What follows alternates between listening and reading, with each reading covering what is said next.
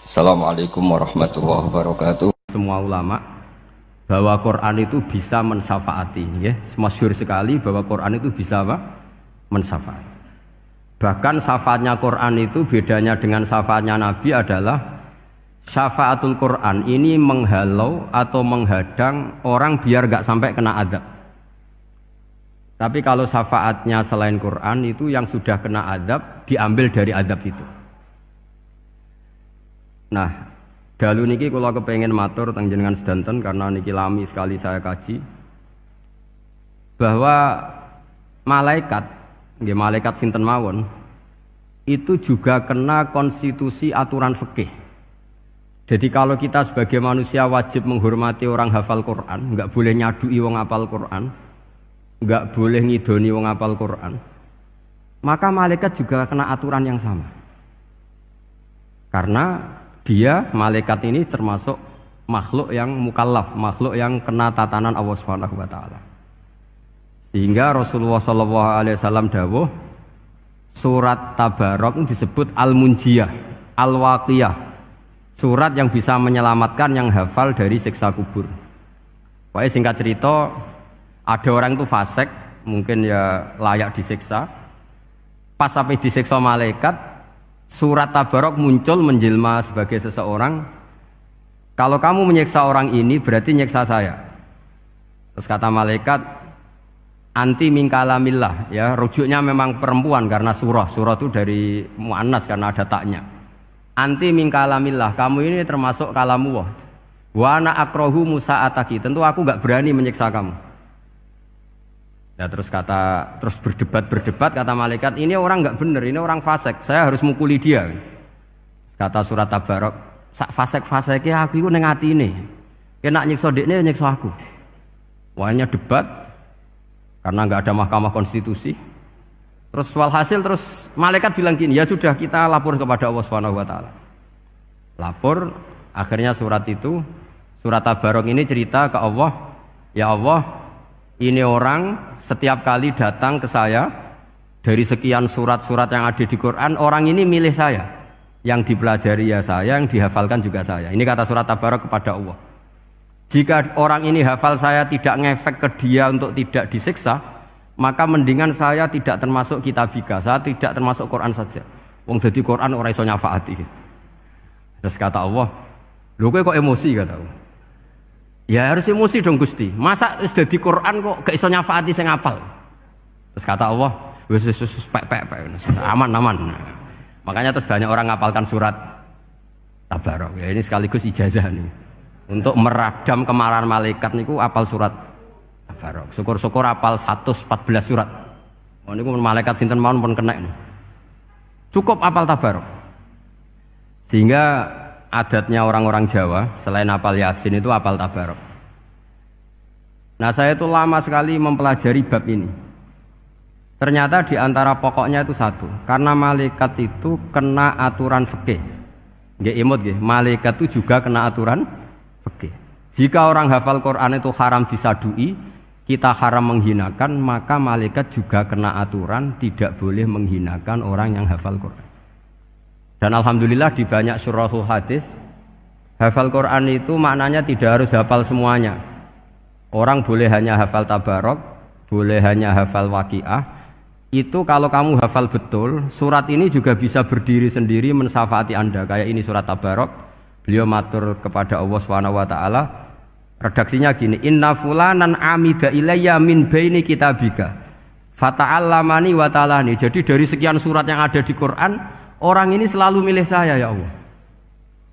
Jadi gampangannya surat Tabarok, wong saya diprioritaskan orang ini, kok saya dingin-dingin saja ketika mau jenengan siksa, ini enggak fair. Apa gunanya saya sebagai kalamullah, sebagai kalamuka, ya Allah, kemudian enggak ngefek kepada orang ini. Akhirnya walhasil sama Allah surat Tabarok diberi hak syafaat. Makanya akhirnya semua ulama ijma yang bisa mensyafaati itu adalah satu Quran, dua Rasulullah SAW, ketiga orang-orang soleh dan seterusnya.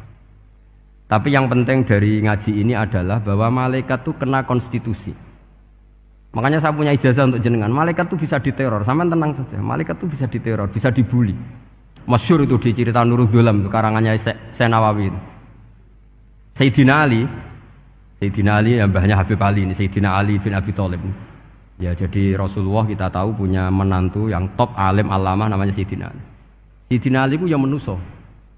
Jadi dekne ku iseng kepengen roh Umar ku wedi. Mergo mangkel. Wong kok ning donya anggere wong tau disentak iku kepengen roh Umar disentak. Wong sak urip-uripe nyentak wong. Walhasil Sayyidina Ali ketika Umar wafat, beliau berdoa, ya Allah saya beri kasef supaya ngerti Umar sing mletene ngono anggere wong disentaki wani gak nyentak mungkar nakir. Mau itu tok tujuannya. Nah, karena Sayyidina Ali itu orang yang luar biasa, walhasil dituruti mbek pangeran kasef. Wasef melihat mungkar nakir datang itu matanya kalkidril ghali kayak apa panci yang menganga. Oh seru. Umar baru bangun dari kubur. Sayyidina Ali sebenarnya ingin melihat kalahnya Umar sebetulnya, niatnya itu ingin melihat kalahnya Umar. Ternyata Umar tersinggung, langsung berdiri. Hei malaikat, kamu itu harus punya akhlak. Kamu tahu saya siapa? Saya ini temannya kekasihnya Allah. Yang diandalkan temannya bukan dia. Jadi bolehlah neror malaikat itu boleh. Kamu tahu saya ini siapa? Saya ini temannya kekasihnya Tuhan, kekasihnya Allah. Ya ke sapa? Kancane Nabi Muhammad. Itu panik mungkar nakir. Panik terus matur Allah, ya Allah ini ada orang yang saya teror malah saya diteror. Siapa dia? Umar, temannya kekasihmu. Kata Allah, yo kowe iku yo sing di akhlak sithik mosok ambek kancane Nabi gitu. Semenjak itu terus sopan jawab mungkar nakir. Tapi Sayyidina Ali gagal ngelihat Umar kalah. Padahal cita-citanya kepengin Umar sekali-kali kalah.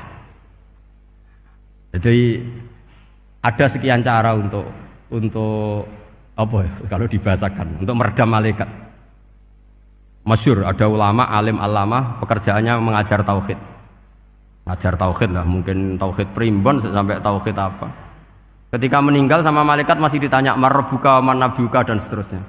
Imam Malik datang, "Hei malaikat, ini guru tauhid, saurip-uripe mulang tauhid. Kowe ora tau mulang kok takok sing tukang mulang. Sing sopan." Ya sudah enggak usah tanya. Jadi cerita seperti ini mungkin orang lain boleh nggak percaya, tapi itu mudawwan, dibukukan di beberapa kitab, dan saya percaya itu karena secara umum kaidahnya adalah ala inna auliya Allahi la khaufun alaihim wa lahum yahzan. Tetap lahumul busyra fil hayatid dunya fil akhirah. Artinya kalau wali itu ngalami ketakutan ketemu mungkar nakir, berarti dia tidak punya busyra fil akhirah. Padahal para wali ini dijamin punya busyra, mendapatkan gembira di dunia, juga mendapatkan gembira di akhirat. Artinya kalau para wali ngalami ditanya mungkar nakir terus takut, apa mana mbok bayangno kepuyah-puyah, wah itu lahumul busyra. Jadi ini, makanya zaman nanti kalau ditanya mungkar nakir, marbuka, saya guru tauhid. Ngajar di Qudsiyah kelas 6. Wah, harus jelas. Saya kalau ditanya juga gitu, saya guru Minhajul Abidin, ngajar di Habib Ali. Minhajul Thalibin, harus jelas. Kalau Pak Najib lebih gampang, ketua menoro.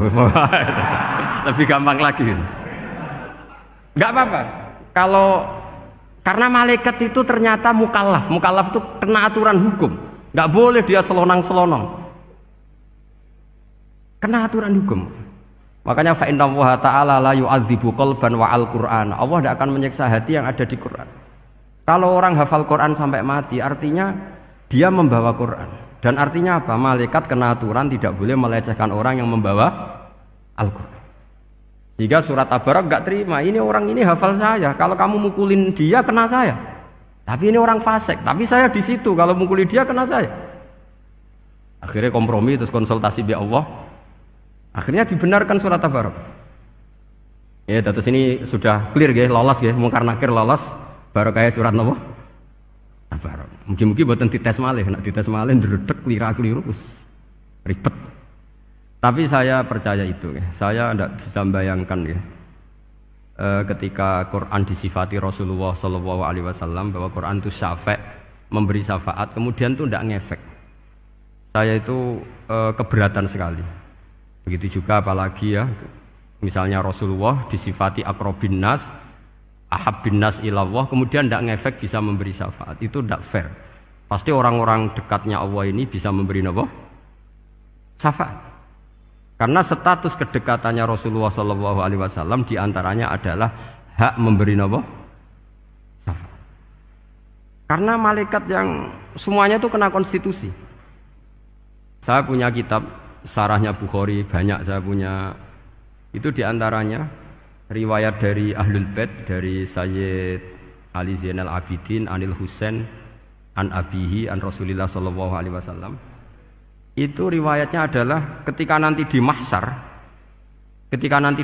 itu ya tidak usah kamu bayangkan ya karena ini bila kaifin walan hisorin. Itu Nabi diantara Jibril dan Allah. Kemudian tentu yang akan masuk surga itu orang-orang yang sudah jelas surganya kayak para nabi, para wali, para habaib, para orang-orang pilihan itu jelas surganya. Tapi apa yang terjadi? Allah itu ya tentu Allah zat yang maha tahu, sudah sangat tahu. Itu nabi usulnya itu hanya satu. Ai Rabbi. Saya masih hafal teksnya. Memang tak hafalkan karena ini tak mau tak pakai senjata untuk ketemu para malaikat. Bukan ya Rabbi, kalimatnya ai Rabbi. Ai Rabbi ibaduka abaduka fi atrofil ardi. Lho Gusti yang nyembah jenengan bukan hanya orang Kudus tok, bukan orang Menara tok, bukan madrasah-madrasah elit tok, bukan sekolah-sekolah Anggulun tok. Banyak orang yang di tengah hutan juga nyembah jenengan, banyak orang yang kerja di Korea juga nyembah jenengan, banyak orang dengan segala kemiskinannya juga nyembah jenengan. Tidak hanya orang-orang mainstream ini yang nyembah jenengan. Akhirnya Allah ini terus nyari orang-orang yang enggak jelas alamatnya, enggak jelas statusnya. Tapi di hatinya hanya masih nyembah Allah Subhanahu wa taala. Ini termasuk berkah dari rahmatnya Rasulullah sallallahu alaihi wasallam. Jadi nanti yang jelas ya tentu akan dapat surga karena posisinya jelas. Yang enggak jelas diusulkan sama Rasulullah, ai Rabbi ibaduka abaduka fi atrofil ardi. Itu luar biasa. Saya pernah ke Korea itu haru karena di sana ya ada yasinan, ada dibaan. Padahal kerja di negara ateis. Itu kalau mereka sholat, itu nyuri-nyuri waktu makan sholatnya itu di kamar mandi. Ya jangan bayangkan kamar mandinya kayak di sini yang sempit juga. Kamar mandi di kota-kota itu kan mungkin lebih bagus dibanding kamar tidur jenengan. Kayak di hotel-hotel itu kan kalau santri so ngantuk. Saking mewahnya, jadi bisa kadang ada yang tanya, mosok Gus kamar mandi nek gue sholat mau cuwilik. Iwak kamar mandimu ini kamar mandi. Ya sering do tanya saya itu sholatnya sah apa enggak? Sah, semuanya gitu tak jawab sah terus. Dan itu yang nanti diusulkan Rasulullah Shallallahu Alaihi Wasallam, ai Rabbi ibaduka abaduka fi atrofil ardi. Di luar orang-orang yang mainstream itu ya Allah, banyak orang yang menyembah jenengan. Saya tuh pernah nangis ketika di Bandara Jakarta ketemu orang wireng, serai melarat, jelas melarat, wireng. Ini ku ketemu saya cium tangan. Gus saya ini itu habis dari Selandia Baru. Kerjanya dia itu ikut mancing gitu, mancing ikan tuna ya, di Selandia. Kalau saya di tengah laut itu sampai 2 bulan. Hiburan saya itu hanya ngaji jenengan lewat YouTube. Coba orang di tengah laut ngaji. Wah, itu seneng pojok bumi. Jadi ini umat Rasulullah Shallallahu Alaihi Wasallam. Makanya kalau suwon jenengan yakin saja terhadap syafaatnya Quran. Karena semua malaikat itu kena aturan. Di antara aturannya adalah tidak boleh menyiksa orang yang di hatinya ada Al-Quran. Fa innallaha ta'ala la yu'adzibu qalban wa al-Qur'ana. Karena Allah tidak akan menyiksa hati yang ada di Quran, yang ada Qurannya. Sehingga memiliki jelas gini riwayat saking Ibnu Katsir. Supaya kula percaya, apalagi ini didhawuhkan Rasulullah Shallallahu Alaihi Wasallam bahwa surat Tabarok adalah disebut munjiyah. Penyelamat juga disebut wakiyah, penjaga. Lalu biasanya orang-orang yang enggak percaya syafaat itu pertanyaannya adalah kan manusia itu wa alaisa lil insani ila masa'a, manusia itu hanya bisa membawa bekal apa yang pernah dilakukan. Itu dijawab oleh ulama-ulama kita ahli sunnah wal jamaah. Entah perlu ditambah anahdiah apa enggak tahu saya. Saya ini kata orang banyak termasuk pengurus PBNU, tapi saya itu tetap nggak pati srek. Kalau ahli sunnah saja, tidak usah ditambahi an-nahdiyah. Karena nanti malah tidak global ini ahli sunnah kok lokal ini jadi ribet. Ya tapi kalau kita di Indonesia ya ditambahi an-nahdiyah tidak apa-apa. Karena mau tidak mau memang apa ya? Dalam hal ikramus sahabah mungkin kita dengan Wahabi itu sama-sama ikramus sahabah. Tapi dalam hal percaya wasilah kita ini ada miripnya dengan Syiah karena Syiah percaya wasilah, NU percaya wasilah. Tapi dalam bab ikramu kulli sahabah beda kita dengan Syiah. Fa innas Siyin itu ada sahabat yang dihormati, ada yang enggak. Akhirnya terus kita karena itu terus bikin ahli sunnah An-Nahdiyah, karena Wahabi itu ya ahli sunnah tapi enggak percaya apa? Wasilah.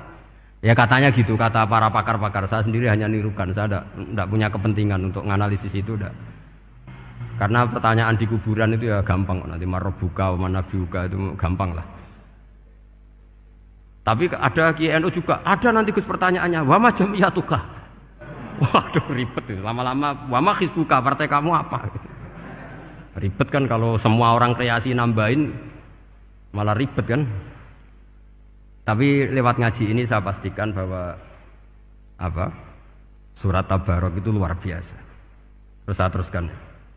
Wa qad rawat Tabrani wal Hafidz Ad-Diya al-Muqaddasi min tariqi Salam bin Sadruse qala Rasulullah sallallahu alaihi wasallam suratun fil Qur'ani khosomat an sahibiha hatta adkhalathul jannah.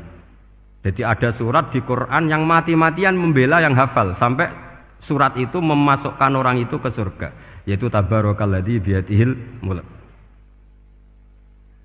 Ini yang An Ibnu Abbas yang qala daraba ba'du ashabin Nabi sallallahu alaihi wasallam khiba'u ala qabrin wa wala yahsibu annahu qabrun. Fa idzan qabru insanin yaqra'u suratal mulki hatta khatamaha. Fa atan Nabiyya sallallahu alaihi wasallam faqala hiyal mani'ah hiyal munjiyah tunjihi min adzabil qabri. Jadi ada sahabatnya Nabi karena kemalaman dia bikin tenda di kuburan. Dia enggak ngira kalau itu kuburan.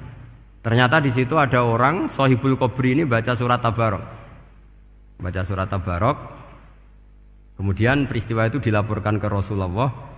Jawabnya Nabi apa? Memang surat Tabarok itu al-mani'ah, yang bisa menghalau atau menolak azab. Terus hiyal munjiyah, memang surat Tabarok itu menyelamatkan tunjihi min adzabil qabri, akan menyelamatkan orang itu dari siksa kubur. Ikut ke sekolah. Wa qala Tabrani haddatsana Muhammad bin Hasan. Terus qala Rasulullah sallallahu alaihi wasallam lawadittu annaha fi qalbi kulli insani min ummati. Karena keramatnya surat Tabarok seperti itu, kata Nabi lawadittu pakai lam taukid. Yakti seneng ingsun annaha di surah yaitu Tabarok fi qalbi kulli insani min ummati. Karena keramatnya surat Tabarok seperti itu, saya suka kalau semua umat saya itu hafal itu. Nah, alhamdulillah barokahnya didikan para kiai, para guru, hampir semua kita ini hafal surat Tabarok. Daripada yang kampanye harus hafal Quran semua, ya sudahlah, ini al-maisur la yasqutubil ma'sur atau ma la yudraku kulluh la yudraku kulluh. Jadi saya itu punya santri orang Sulawesi. Itu dulu guru gitar. Santri di Jogja, dia dulu sekolah kesenian di Jogja terus jadi guru gitar. Saya ini kan kiai fikih. Saya mazhabnya sama dengan Pak Najib, termasuk ngaramkan gitar saya ini. Mau tak haramkan kok ora gelem ngaji malah ribet, tak halal ngomong gitar kok tak halal. Semeneng ae. Semeneng ae. Saya niru Mbah Mun, nek ono jawabane semeneng gak. Ya takok kadang, Gus, main gitar hukumnya piye? Kurang pegawean tak jawab. Halal tak haram, Gus? Kurang pegawean sejelas. Halal haram takok ribet. Tapi yang unik dari itu apa? Tiap tahun Beb itu datang ke saya setor surat Tabarok. Kadang ya setor 5 ayat, 20 ayat, sampai khatam. Naik pesawat dari Sulawesi. Gara-gara ngaji saya, sudahlah Gus, sementing aman. Jadi, aku ning donya wis main gitar, saya enakku, nak gak apal Tabarok bahaya. Gitu. Dia ngapalkan, apal betul. Sekarang kemarin setornya khatam. Ya hanya untuk ngelawan malaikat saja itu, untuk ngelawan malaikat itu. Saya kok tertarik gitu. Lah yang repot saya, Beb, saya kiainya ngajarkan itu tapi lupa ngajarkan haramnya yang gitu-gitu. Wah ya ribet ya, sudahlah nanti biar diurusi Allah Subhanahu wa taala. Sudah itu sudah. Karena jadi kiai itu repot. Saya pernah Beb tanggal 1 Syawal itu punya teman zaman di Sarang. Wonge wis wireng kriting soe wis wireng kriting. Jarang ke saya tanggal 1 Syawal kecuali pas itu. Ternyata datang tuh karena teman saya, semakan senior saya, mau ngijazah saya. Gus, kowe nak dadi kiai sing hati-hati. Aja geman dalil sing kira iso nglakoni. Ono apa? Dia itu datang ke saya berarti tanggal 2 ya, tanggal 2 sore. Dia itu pas Idul Fitri itu pidato Man shoma Ramadan wa atba'ahu sitan min Syawal fa ka'annama shoma dahra kullah. Itu orang lugu-lugu poso. Bareng tanggal loro-loro pas wandekne rokokan. Wong lugu-lugu, wah rugi bah aku poso jebule jenengan ra kena dinut. Jadi semuanya yang poso 6 hari itu ngikuti kiai itu. Ternyata pas disowani pas rokokan, rugi bah aku anut jenengan. Tak nut-nut poso jebule jenengan gak poso. Aku yang mending ngene, lha opo kowe dalil ngono barang ngono lha opo ora iso nglakoni.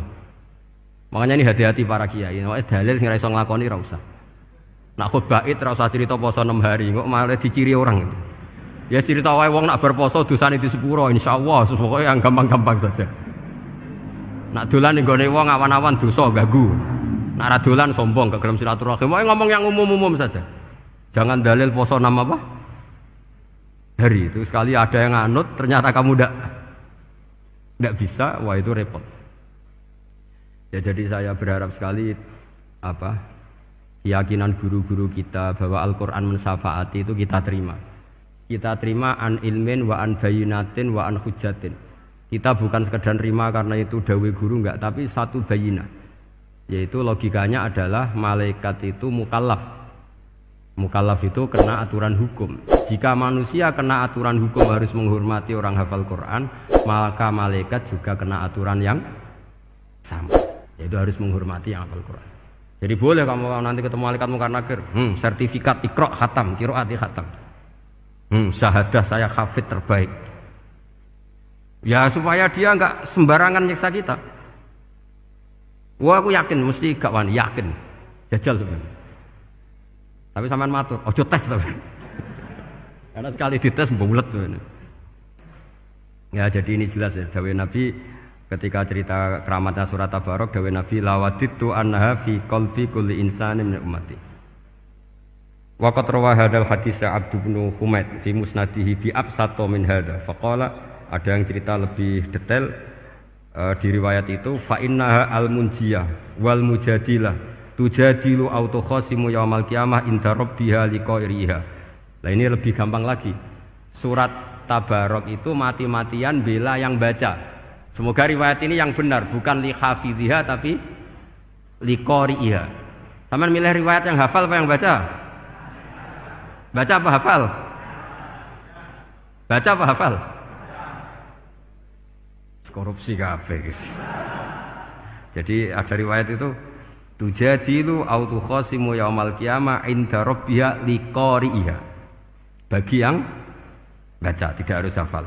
Wa tatlubulahu ayun jiyahu min adzabin nar wa yunjiya biha utawayan sahibaha min adzabil qabri. Jadi surat ini akan mati-matian bela yang membaca. Tadi kan riwayatnya hafal, jadi saya terjemah hafal terus. Akhir-akhir kok ada diskon cukup baca ya ini tak ganti karena ini demi jenengan tak cari riwayat paling gampang. Sebetulnya ini enggak etis, kayak ilmu pesanan. Ya, tapi ya sudah, memang ada riwayat apa? Liqariha.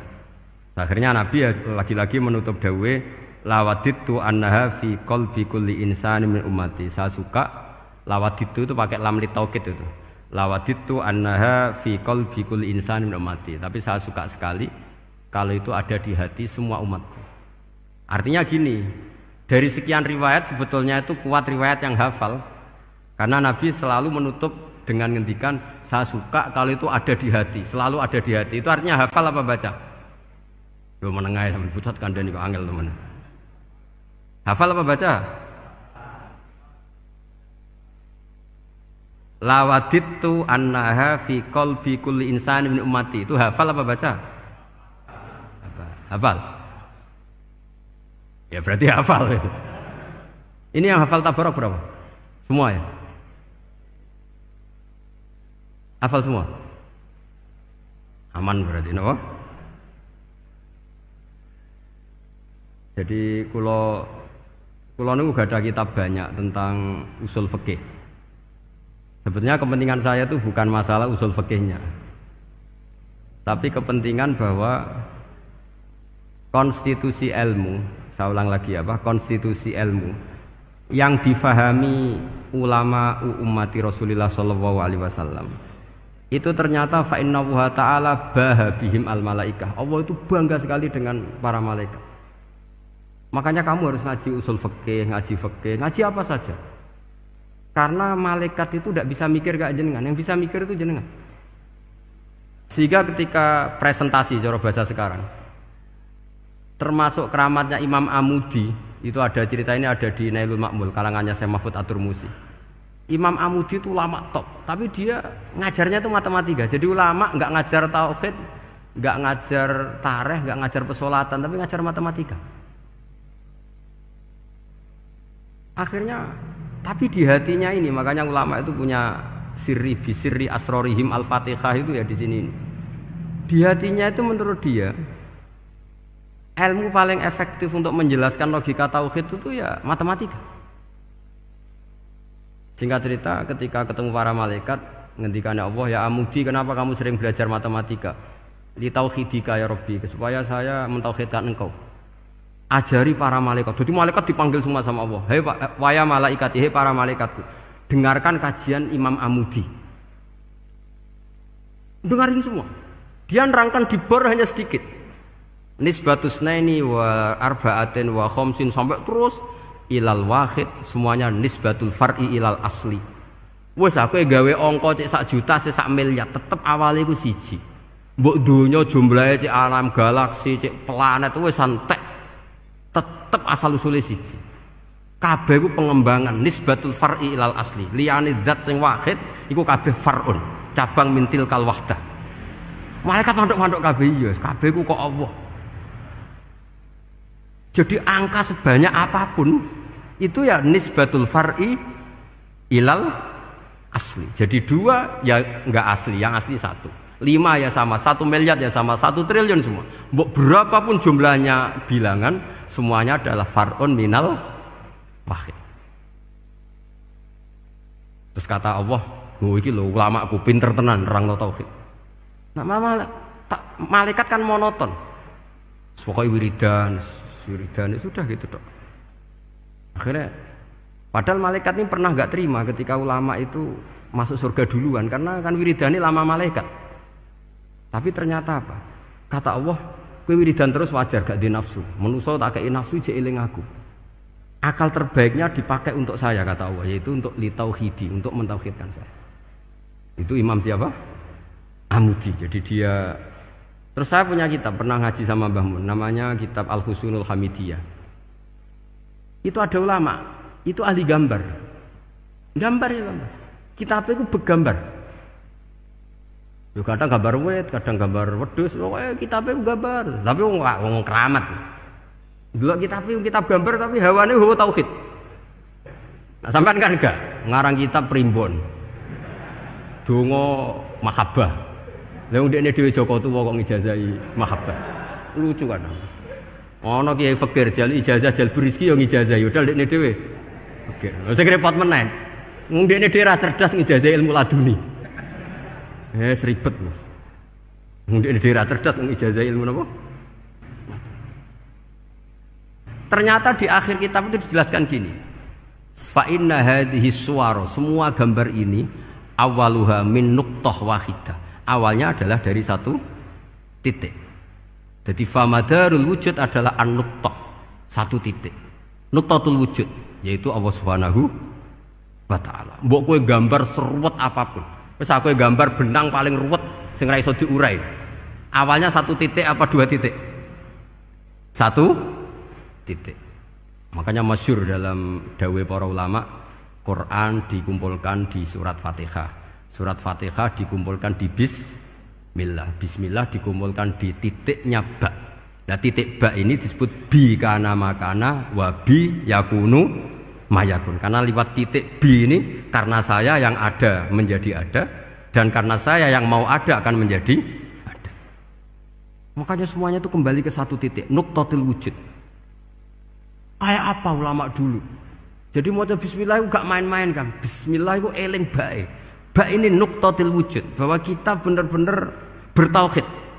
Mbok kayak apa buletnya gambar, mbok kayak apa ruwetnya, tetap dimulai dari 1 titik. Mbok kayak apa jumlah angka-angka itu, dimulai angka 1. Nah, Sampean saya harapkan nanti kalau ketemu Allah itu Allah bangga dengan sampean kon mulang tauhid ning malaikat. Orang ning TPQ kon mulang malaikat. Itu cita-cita terbesar saya, kepengen mulang malaikat. Mulang sampean wis bosen yakin wis aku pengen oh keren, mulang. Ya, maksudnya aja malaikat kok Jibril, Mikail itu malaikat elit. Sing awam-awam ya sing mboten. Mboten kalau malaikat ini papan atas niku pun alim banget. Saya kenapa ngomong demikian? Saya ini punya tafsir namanya tafsir Al-Qurtubi. Itu Imam Qurtubi termasuk tak anggap mufassir hebat. Beliau ketika ngendikan wa idz qala rabbuka lil malaikati, saat terus walhasil malaikat itu terus protes ataj'alu fiha may yufsidu fiha wa yasfikud dima. Itu kan ada pertanyaan di tafsir itu.